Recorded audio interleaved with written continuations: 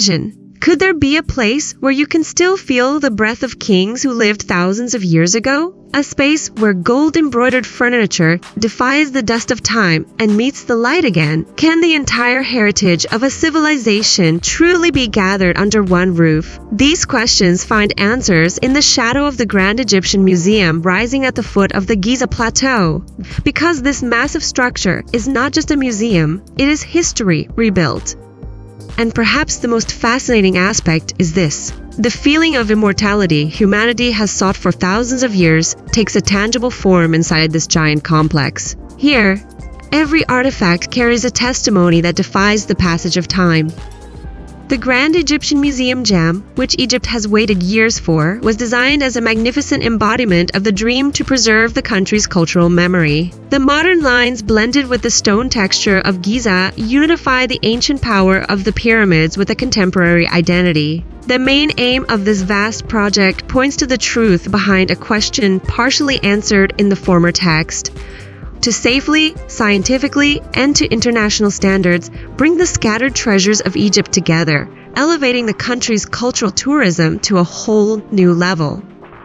In this spirit, the Egyptian government and international expert teams have worked for decades, investing in both technology and culture on one of the largest cultural projects in human history. In fact, this can be described as the most comprehensive history rescue operation of the modern era. The question of why the Grand Egyptian Museum is so big is directly related to ancient Egypt itself. With over 50,000 artifacts, the country has one of the largest archaeological collections in the world. When the Cairo Egyptian Museum could no longer contain these treasures over the years, the enormous 480,000 square meter architecture of Gem became a necessity. And here also lies the answer to the question, is this size unnecessary? This place is the only site that was able to gather the entire collection of King Tutankhamun in full for the first time. Moreover, the museum's huge size was not designed only for display capacity, but also for educational programs, international research areas, and a wide digital archive. Thus, Gem also becomes a hub for future scientific studies. The repetition of triangular motifs in the architecture was no coincidence. The sharp lines of the pyramids were reborn with modern interpretations. The semi-transparent stone surface of the exterior becomes a constantly changing play of light with the golden tones of Giza throughout the day. With this architectural choice, visitors immediately feel the answer to the question, why was the museum built in Giza? To create a visual and historical connection with the most magnificent structures of the ancient world.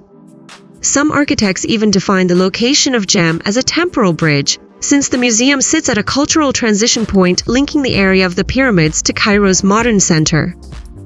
At the heart of the museum lies Tutankhamun's collection of over 5,000 pieces. These items, previously only partially displayed, are shown to visitors fully for the first time in Gem. This answers, why is there such a wide space dedicated to Tutankhamun? Because his tomb was the most complete discovery of the modern era and represents the aesthetic peak of ancient Egypt.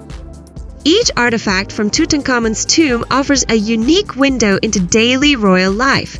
From jewelry techniques to the understanding of art, from death rituals to palace life, countless details come alive again in these rooms. Gem is not only a display venue, it also houses one of the Middle East's most advanced archaeological technology centers. Restoration and conservation laboratories utilize high-resolution scanning, laser analyses, and chemical protection methods. Thus, the answer to is the museum just an exhibition space is clear. Gem is a scientific research base. Research in the laboratories can sometimes reveal the facial features of a mummy, sometimes the original color layers of a statue. This shows that the museum is a space not only for preservation, but also for reinterpreting the past using modern technology.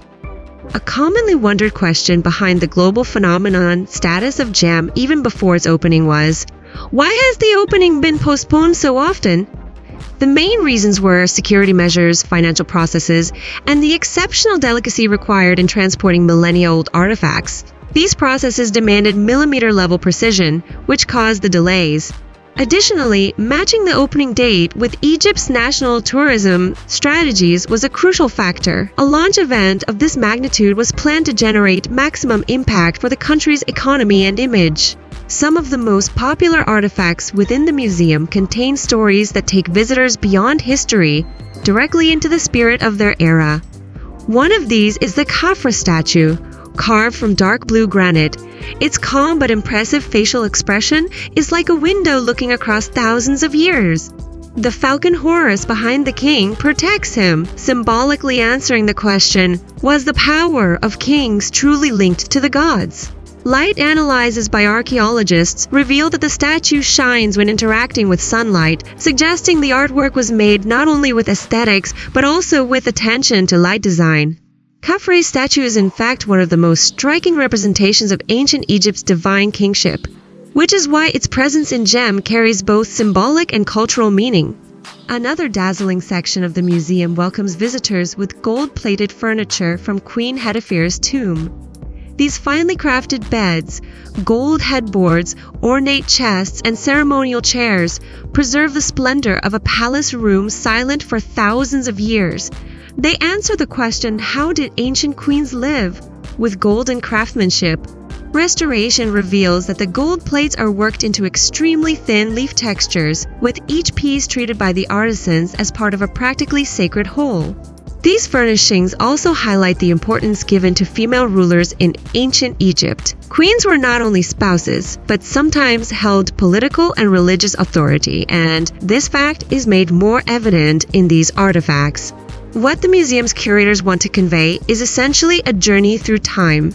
Their goal is for visitors to feel a question, who is Egypt? When stepping into the courtyard, and how does this heritage endure when leaving the museum? In this way, Gem is emphasized not only as an exhibition space but as an experience reviving the soul of a civilization.